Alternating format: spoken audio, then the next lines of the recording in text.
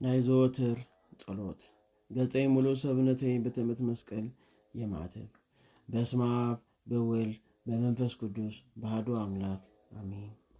በስመ አብ በወልድ በመንፈስ ቅዱስ በአሐዱ አምላክ አሜን። በስመ አብ በወልድ መንፈስ ቅዱስ በአሐዱ አምላክ አሜን። በቅድስት ሥላሴ እናመንኩና ተማጸንኩን ኣብ ቅድሚ ዝኣደይ ዝኾነ ቅዱስ ቤተክርስቲያን ሰይጣን ከደካ ኣለኹ። ንሳው ናይ ዘላለም ፀገይ ምስክሬን ዝኾነት ማርያም እያ። አሜን። ኦ ጎይታ ነመስግነካ ነኽብረካን ኣለና፣ ነባርከካን ነኣምነካን ኣለና። ኦ ጎይታ ንልምነካን ነማልደካን ኣለና። ኦ ጎይታ ንግዛእልካ ንቅዱስ ስምካ እውን ነገልግል ኣለና። ኩሉ ብርኪ ዝሰግደልካ ንሰግደልካ ኣለና። ናይ ኩሉ ልሳን ዝግዛእልካ ጎይታ ንግዛእልካ ኣለና። ናይ ኣማልክቲ ኣምላኽ ንስኻ ኢኻ። ናይ ጎተት ጎይታ ናይ ነገስታት ንጉስ ንስኻ ኢኻ። ናይ ኩሉ ስጋን ናይ ኩሉ ነፍስን ኣምላኽ ንስኻ ኢኻ። ቅዱስ ወድኻ ንሳቶም ክጽልዩ ከለኹም ከምዚ በሉና በለ ከምዚ ማህረና ከምዚ ኢልና ንፅዋዓካ ኣለና። ኣብ ሰማያት ትነብር ኣቦና ስምካ ይቀደስ፣ መንግስትኻ ትምጻእ፣ ፈቃድካ ከምቲ ኣብ ሰማይ ከምኡ ኣብ ምድሪ ይኹን። ንዓይነት እንጀራና ሎማ ሃበና፣ ንሕና ንዝበደሉና በደሎም ከም ንሓድገሎም በደልና ሓደገልና፣ ካብ ክፉ ኣድሕነና እምበር ኣብ ፈተና ኣይተእትወና። መንግስትን ሓይልን ክብርን ንዘላለም ናትካ እዩ እሞ ኣሚን። ኦ ግዝቴ ማርያም ብናይ ቅዱስ ገብርኤል መልኣክ ሰላምታ ሰላም እብለኪ፣ ብሕልናኺ ድንግል ኢኺ፣ ብስጋኺ እውን ድንግል ኢኺ። ኣደ እግዚኣብሔር ፃብኦት ጎይታ ሰራዊት ሰላም እብለኪ ኣለኹ። ንስኻ ካብ ኣንስቲ ብርክቲ ኢኺ፣ ፍረ ከርስኹም ብሩኽ እዩ። ኦ ምልዕተ ጸጋ እግዚኣብሔር ምሳኺ እዩ፣ ኣብ ፈሰተ ደስ ዝበልኪ። ሓጢኣትና ክስረየና ናብ ፍቅሪ ወዲኺ ኢየሱስ ክርስቶስ ጸሊኺ ምእንታና ምሕረት ለምንና አሜን። ንሃይማኖት ጸሎት ኩሉ ዝሓዘ ሰማይ ምድርን ዝረአን ዘይረአን ዝተፈጠረ ብሓደ ኣምላክ እግዚኣብሔር ኣብ ንኣምን። ብሓደ ጎይታ ብኢየሱስ ክርስቶስ ዓለም ከይተፈጠረ ምስ ሁሉ ብዝኾነ ወልድ ዋሓድ እውን ንኣምን። ካብ ብርሃን ተረኸበ ብርሃን፣ ካብ ሓቀኛ ኣምላኽ ተረኸበ ሓቀኛ ኣምላኽ፣ ዝተወለደ እምበር ዘይተፈጠረ ብመለኮቱ ምስ ኣብ ማዕረ ዝኾነ ኩሉ ብኡ ዝተፈጠረ ብዘይኮ ግና ኣብዚ ምድሪ ዘሎ ይኹን ወይስ ኣብ ሰማይ ዘሎ ይኹን ዋላ ሓደ ተፈጠረ የልዎን።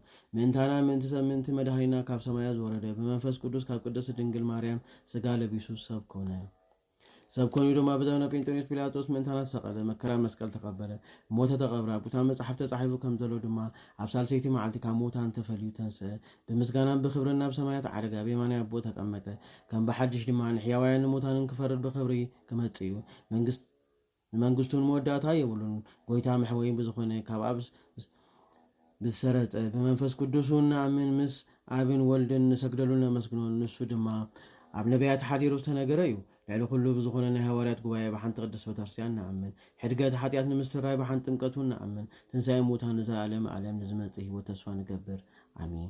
ቅዱስ ቅዱስ ቅዱስ እግዚአብሔር ጻብኦት ጎይታ ሰራዊት ሰላም ሰራዊት ናይ ጎይትነትካ ምስጋና ፈጺሙ ሰማይ ምድርን ዝመልእ እዩ።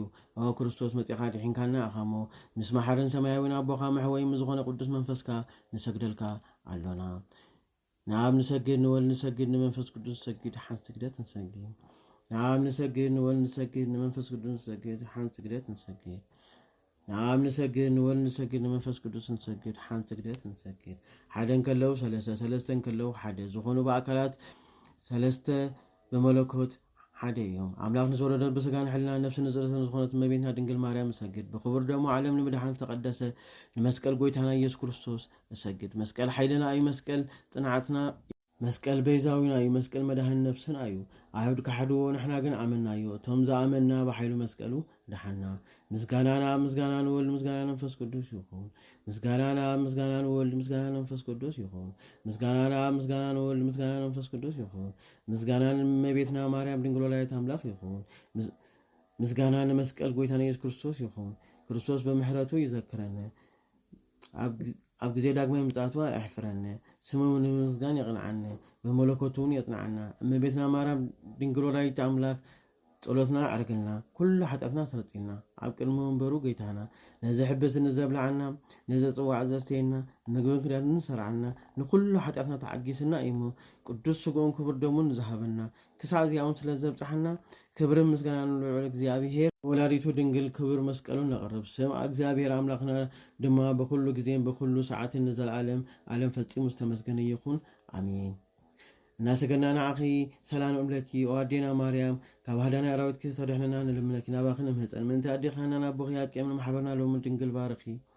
ጸሎት እመቤትና ማርያም ነፍሰይ ንእግዚኣብሔር ተዕብዮ መንፈሰይ كاب أملاقي بتمداني بحبلا وردت باريري مونه كابلهم كلهم ولدوا بصيت خبلونيهم عبيت حالتات قال لي ما سمو قدوسيو محرتون كابتم زفرحون ولد ولدوا بغلتم سلطانو حيل كبره نعبيات حساب اللبون بتنون محيالات كاب زفارو مارودهم نتواردو خالع علا بلهم نطوميات كاب برقتوات قمنا هبتامات كعراقهم سلدهم نفتاو إسرائيل تقبلوا نبوتاتنا زبولهم يغريتو ذكر نبرها من زرون كسع زلال